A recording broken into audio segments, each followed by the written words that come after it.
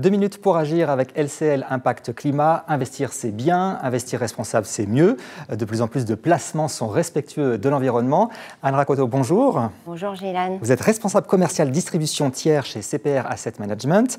Alors en tant que partenaire historique de LCL et acteur de référence dans la gestion thématique, vous avez été retenu pour proposer 2 solutions de placement engagées dans la lutte contre le réchauffement climatique.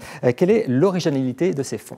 Alors, nous avons avec LCL souhaité concevoir ou offrir aux salariés et aux clients de LCL une offre qui leur permette d'agir en faveur du climat au travers de leurs investissements.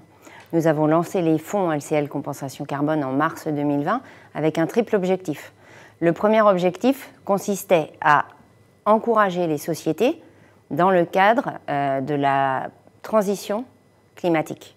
Le deuxième objectif consistait à réduire l'empreinte carbone d'au minimum 20%, donc l'empreinte carbone de chacun des fonds, au minimum 20% par rapport à l'empreinte carbone de leur indice respectif. Et le troisième consistait à compenser l'empreinte carbone résiduelle. Donc nous investissons dans des sociétés et nous sélectionnons les sociétés en fonction de leurs engagements et de leurs actes concrets en faveur du climat. Bien évidemment, on prend en compte aussi les aspects financiers. Et dans ces 2 fonds, il y a un fonds 100% action qui est en fait dans une logique d'investissement de long terme avec un risque élevé. Et le second fonds est un fonds multi-classe d'actifs, c'est LCL Compensation Carbone Multistratégie, et lui va être dans une logique plus patrimoniale à un horizon moyen terme. Alors la singularité de ces 2 fonds réside dans la compensation carbone. Ça veut dire quoi exactement ? Alors il faut déjà définir l'empreinte carbone. Allez-y. Pour un fonds, l'empreinte carbone, c'est la somme des gaz à effet de serre qui vont être émis par les émetteurs dans lesquels on va investir. Bon, ça c'est la première définition. Ensuite, on fait de la compensation carbone volontaire, c'est-à-dire qu'on va investir dans des projets qui vont permettre d'acquérir des crédits carbone qui vont compenser l'empreinte carbone du fonds, et à la même hauteur. L'unité de mesure pour l'empreinte carbone, c'est la tonne équivalent CO2, et pour les crédits carbone, c'est assez basique, c'est-à-dire qu'un crédit carbone égale une tonne équivalent CO2. Bon. Maintenant, les types de projets qui permettent de compenser, il y a soit des projets qui vont préserver les forêts, soit des projets qui permettent de produire, par exemple, des énergies renouvelables à petite échelle ou alors dans des zones non connectées.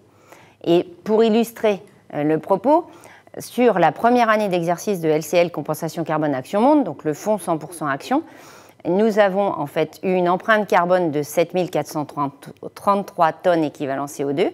Et donc nous avions acquis auprès de notre partenaire EcoAct 7433 crédits carbone, ce qui nous a permis de réaliser la compensation carbone volontaire. Alors quel projet de compensation carbone vous avez retenu et est-ce que vous pouvez nous donner des impacts concrets ?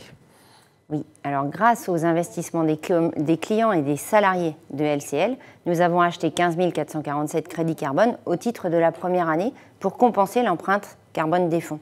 Et cet achat de crédits carbone a permis de financer 2 projets à part égale. Le premier projet est un projet de préservation de la forêt au Brésil, c'est le projet Marajo, qui permet d'éviter 133 000 tonnes équivalent CO2. Et le second projet est un projet de protection de la biodiversité au Cambodge. C'est le projet Cardamone qui, lui, permet de retenir 3,5 millions de gaz à effet de serre. Pour donner un ordre de grandeur, c'est à peu près les émissions en CO2 de la Guadeloupe en une année. Donc c'est assez conséquent. Tout cela nous a permis de protéger 600 000 hectares de forêt grâce à ces investissements. Et donc, encore une petite comparaison, c'est à peu près la superficie de la forêt landaise. Mais ces projets, ils vont un peu au-delà de la protection de la forêt ou de la préservation des espèces animales menacées. Ils bénéficient aussi aux communautés locales en créant des emplois, en développant de l'agriculture durable et de l'écotourisme.